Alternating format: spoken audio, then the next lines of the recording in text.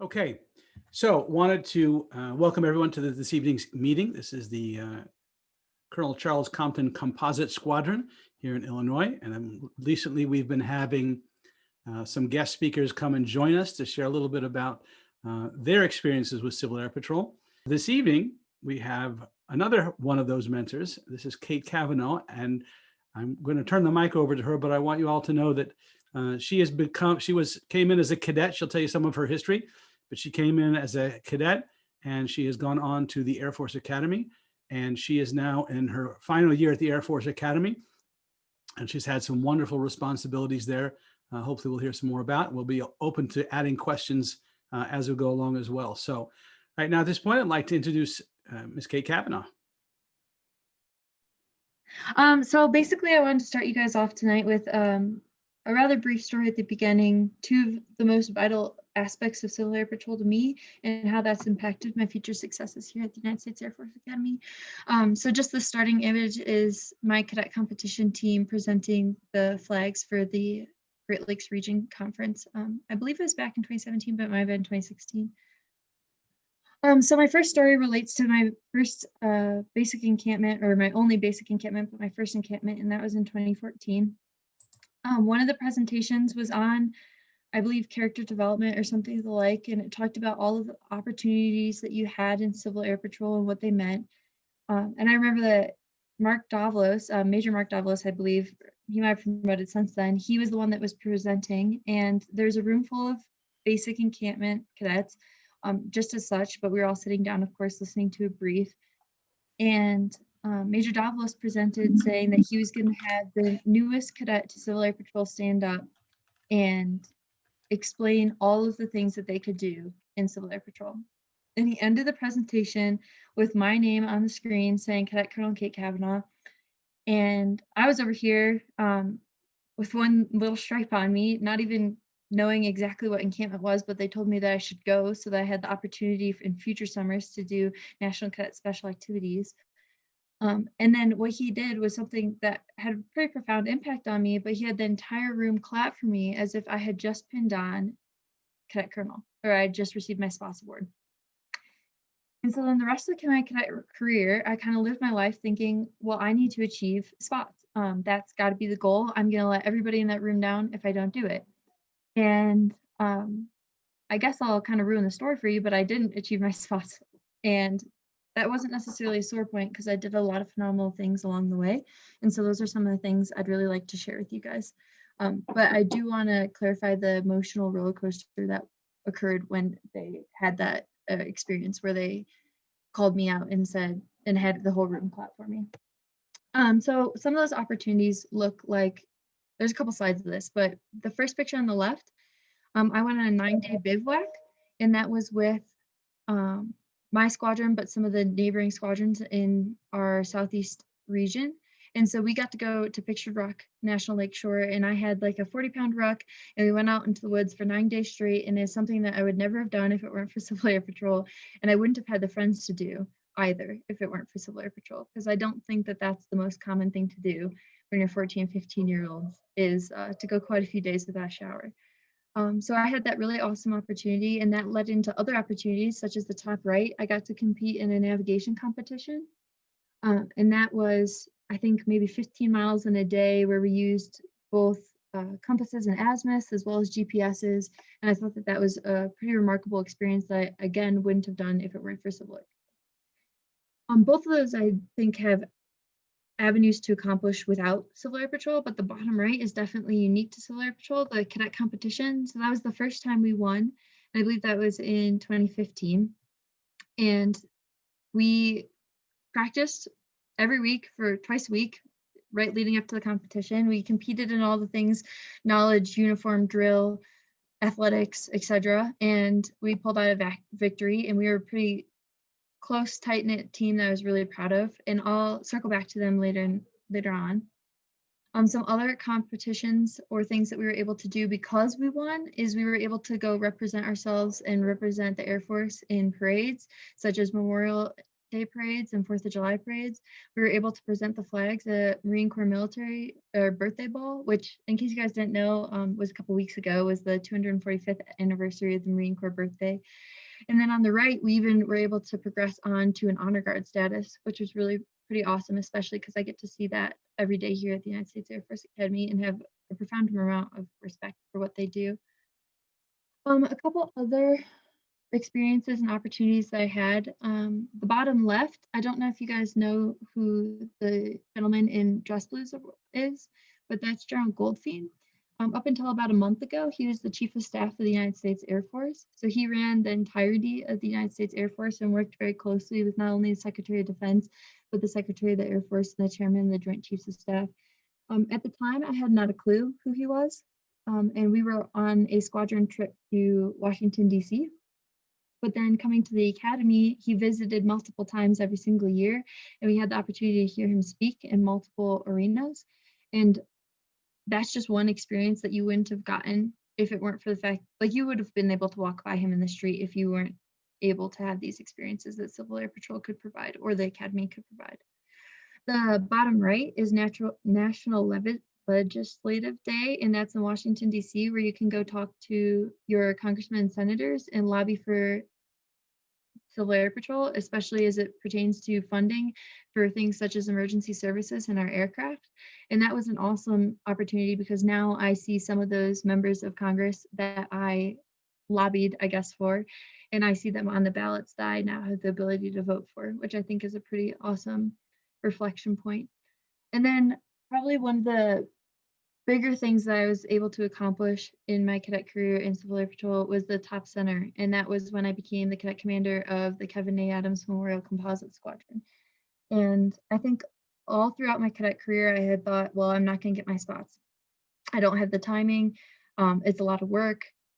I have other things going on in my life that I want to diversify my abilities. So I had all these opportunities that were demanding of me, but I was still able to accomplish other things without the rank. So I think in that picture, I had just earned my Mitchell Award and they were willing to give it to me because of the hard work and dedication. So in one end of the spectrum, I kind of self-eliminated, said, you know, that high rank is probably not something that I'm going to achieve. And on this other side of the spectrum, I had a plethora of experiences that were not on paper, that were not based upon awards or rank, but based upon achievement and merit, etc.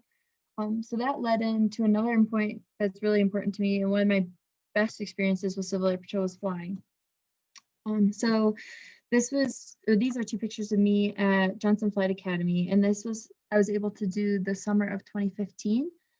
And there's a group of 4 of us that were teamed up with one instructor, and I got probably my first 10 hours of instruction there, even though we had some pretty terrible weather. If you look on the left picture, the gentleman standing right beside me, his name is Andrew Valentino, and he's here at the Air Force Academy with me right now, and he's on the precision flying team. So that's an example of a friendship that has transcended the Civil Air Patrol community. And then, of course, because flying is a pretty large part of my life, I added another slide. Something that I will always be grateful to Civil Air Patrol for is my ability to solo in a Civil Air Patrol aircraft. So on the left is the day that I had my first solo. My instructor called me at 5 a.m. in the morning and said, hey, can you meet me at the airport? I said, yes. He sent me up for a couple spins. And I came back down and he signed my logbook and said, go on, go solo. So Civil Air Patrol literally gave me my wings. And I think it fostered the desire to fly, not only, I guess, in the civilian sector, but also commercial aviation, which is now a goal of mine that I am pretty close to being able to make a reality. And another way that they did that was the glider program through Civil Air Patrol, which I'll bring around full circle here shortly. So then I want to go into friendship. So I know that you guys probably know Levi and he'll be talking after me, but I just mentioned the flying opportunities and attending Johnson Flight Academy. And the top left picture is Levi and I at Johnson Flight Academy. And that was in 2015, so 5 years ago, a little bit over actually. And he's been somebody has routinely called, checked back up. We bumped into each other a number of times, whether it be at the Air Force Academy, at his home in Chicago, at my home in Michigan, etc. So if not for the opportunities, I would urge that you stay in Civil Air Patrol for the friendships that you can make. And friendships that will transcend just your Civil Air Patrol experience. And so these slides will be pretty quick, but it's just an example of, even to this day, like how much Civil Air Patrol has an impact on my life, and I might not even realize it. So the next picture, the top left picture I received during basic cadet training here at the Air Force Academy, and it got taken from me because it was contraband and I wasn't allowed to have pictures. But this is Lucas. He was a senior member in my squadron, or he is a senior member in my squadron's child. And this is the progression of him the years I've been here at the Academy. But I mean, your relationships aren't just going to be the friends that you go to events with. They're also going to be your senior members. They're also going to be family members. They're going to be people that are going to stay in your life for a long time. Another example of this, the top left corner, was my basic encampment. And the gentleman measuring my insignia, he was the encampment's executive officer. And then the following year, when he was giving me a gold brick, he was the encampment cadet commander. And then in 2018, December of 2018, I ended up going to his wedding. So I think that's a pretty awesome experience as well, that it can go from a very professional relationship, a friendly relationship, to somebody who's close enough to be invited to your family events. And then this one's really important to me. So Mark Grant is pretty heavily involved in the glider program for Civil Air Patrol, but the top left picture was me at 6 years old. And that was my first glider flight, and that was at Mark's private gliding association. And then I had not spoken to him from that point until I entered Civil Air Patrol. And he gave me one of my first glider flights in Civil Air Patrol, said, "Hey, I know that you went to Johnson Flight Academy. Have you continued your training?" And I said, "You know what, no, I didn't think I had the opportunity. I didn't have an instructor to go to. It just didn't seem like that was something that I would be able to do." And then he said, "Well, I'll take you up and I can schedule you." And he's the reason, I thank Civil Air Patrol for my wings, but he's ultimately the reason that I was able to achieve so much with the flying community. And it transcended not only Civil Air Patrol and not only the flying community, to the point where he even came out and visited USAFA last year, and we hiked Eagles Peak together. So that's another opportunity where he's a mentor in my life and continues to be active in my life, even though I'm no longer a Civil Air Patrol member. Another example of this, which you guys might know, is General Falco. He actually is from Southline, Michigan, which is where I'm from. So my brother and his son were in the same band. I babysat for them and quite a few number of times. We were obviously had relations as far as going to the Great Lakes Conference with each other and meeting up with him at Oshkosh International Air Show. And then to further that, this is his daughter, Cate, which is another, peculiar relationship that I'm thankful for Civil Air Patrol because of. So the top left is a long time ago when we went to a band concert. The bottom center is when we met at Michigan Wing Laser Tag event. And then the top right is last summer when I took her horseback riding. So I told you that your friends might not always be in your age group. And I think that that has been exemplified here in a number of arenas. But I think both of these entities, as far as the opportunities that I had in Civil Air Patrol, as well as the friendships that I created in Civil Air Patrol, have led me to these future successes and have given me some confidences that have really made a profound impact on my life. So some of those include this meeting. Probably you guys don't know who this gentleman is, but in the left, he's the one wearing a medal, and in the right, he's the one in a gray quarter zip. That's General Fogelman. He was the chief of staff in the early 90s, I believe, and he was at an Aviation Hall of Fame dinner banquet, which was on the left, and I was able to sit right next to him. And he said, "Hey, if you ever want to, just shoot me an email and I'll have you guys come out to my house for the weekend." And we were like, "What?" This is a retired four-star general that said, "Yeah, we'll host you at my home." So of course, learning as Levi does to always exploit those resources and make sure that you're always capitalizing on friendships and mentorship ability, I contacted John Fogelman, and sure enough, he invited us out to his house in Durango for a 3-day weekend and cooked dinner and breakfast for us. And we were able to, he lives by Mesa Verde National Park, and he was able to give us some insight into not only his experience making top-tier Air Force decisions, but also his experiences being shot down as F-100 in Vietnam, and his experiences being a history teacher here at the United States Air Force Academy. So I don't yet know what friends I'll keep with me from the Air Force Academy and what age groups will end up being in, but I definitely think he'll be one of them, and I'm excited to see the rest that I carry with me through life. And then I want to circle back to all the stories I said I would. So picture rocks, National Lakeshore. I said that I was carrying a 40, 50-pound ruck with me for about 9 days. I didn't think I would do that again. And it turns out that I came here at the United States Air Force Academy and we had to do our ESET, which is emergency survival training out in the woods here at USAFA. And of course, what I find myself doing but carrying another big rock through the woods and practicing evasion. So that was something that Civil Air Patrol directly prepared me for here at the United States Air Force Academy. Then you have the top right, and I said that we were doing land navigation competitions. That was something that we do here. We were teaching it and executing it last year, this year, 2 years ago, and using the same exact locations, azimuths, compasses, using the mountain ranges and the terrain. So that's something that, again, Civil Air Patrol prepared me for success. Then in the bottom right, a little bit more unique, I mentioned that General Goldfein continues to come out to USAFA, and he did until he retired, of course. That hasn't ceased to change. We just like 2 months ago had the Vice Chief of Staff, General Wilson, and I was able to have a conversation with him. And so these experiences of having that respect for those leadership positions and those individuals and knowing about their background and understanding where they're coming from and wanting to learn as much as possible from them and receive mentorship from them, that's something I can still do here at USAFA.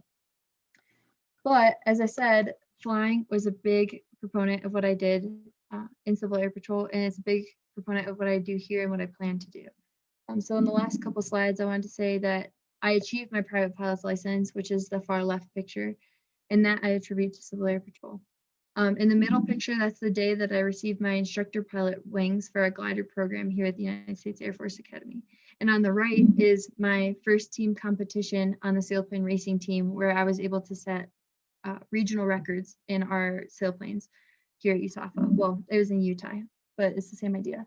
So I want to bring this full circle and bring it back to my first story about how I said, you know, I don't think spots is ever in the books for me, but I still have a lot of opportunities available. This picture is the day that I relinquished command of the Air Force Academy Cadet Wing to our Commandant Major General Edmondson. So no, I didn't achieve spots cadet, but I did wear the rank of Cadet Colonel, and I wore Cadet Colonel Cate Cavanaugh, USAFA Wing Commander. And if you don't believe me, it's on the Wikipedia page, but I think that a lot of cadets, whether that be in Civil Air Patrol or here at the Academy, I think they self-eliminate. They say, you know what, I don't think I'm interested in that. Or, you know what, I don't really think that these friends are going to be long lasting. And I would argue that you're probably incorrect. I would argue that the opportunities that you have right now are ones that you should take and learn the most you possibly can from. The friendships that you make, whether they're mentorships, friendships, or menteeships, I would ask that you exploit them and try to learn as much from them as you can, because I think that they have a tremendous impact on your success. And I say that from my position here, where I'm going to be a lieutenant in 6 months. So there's a lot of things that I covered, and hopefully I didn't bore you by PowerPoint because I tried to incorporate a lot of pictures. But if you guys have any questions, I'd be happy to answer them for you, especially as it relates to the opportunities you have and how to make the most of them, and then the friendships that you have and how to really appreciate those around you and realize that even though we're in a COVID world, there's a lot of things that you can advance to do and that you can be excited about and that you can look forward to. And then instead of staying in Civil Air Patrol for maybe a couple weeks or a month or two, it might be something that you should make more of an endeavor, because it does have an impact on your future successes. And that's what I'm here to tell you.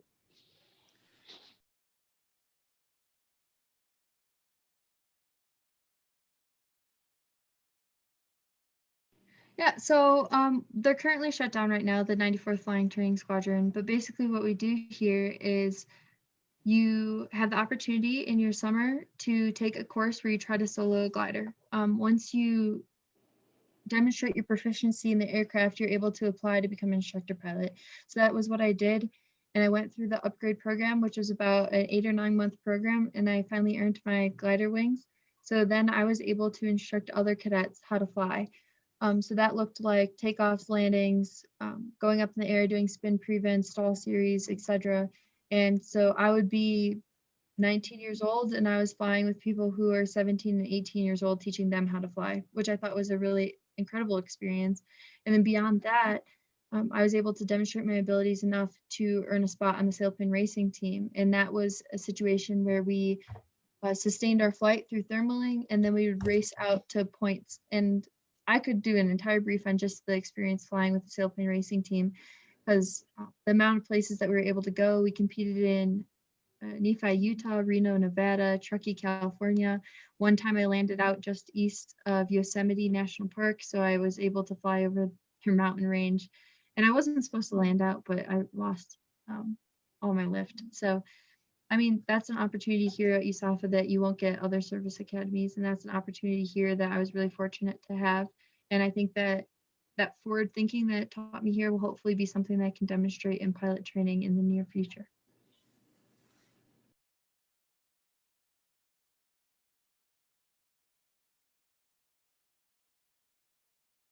As 3 degrees here, you have a coachee, and that's a 4 degree underneath you who you're responsible for taking care of. And mine was a male swimmer, and he had come to me and said, "Hey, ma'am, I don't think that my roommate and I get along. It's become a pretty toxic environment." And I said, "It's okay. I'll talk to the chain of command. We'll see what we can do for you." And I brought it up to the chain of command, brought it all the way up to the flight commander. So I had 3 classes of cadets aware, and they weren't able to make a change. It was mid-semester. They said, "You know what, we'll stick it out to the end of the semester." He said again, "You know, ma'am, like it's getting worse and worse." I was like, I'll ask again. I promise I'll vet it up the chain of command." And then one day he came to me, definitely a little bit flustered, and he said, "My roommate and I just got in a physical altercation. We just kind of like attacked each other. I threw a punch and got out of there because obviously that wasn't a situation I wanted to be in." And that night they had new roommates, but I felt really bad because he gave me all the opportunity in the world to make an adjustment. And I thought that I did the right thing. I vetted up the chain, but I neglected to listen to my gut. And I thought that vetting it up the chain just got it off my plate and it wasn't my responsibility anymore, but it was, because I knew how severe it was and I knew that his concerns were genuine. So I guess my lesson for all of you is to be aware when you do have that gut feeling, and don't assume that you did the right thing just because you did enough, but go above and beyond to help those around you, because sometimes they really do need it. And sometimes you could be very preventative instead of reactive in those cases.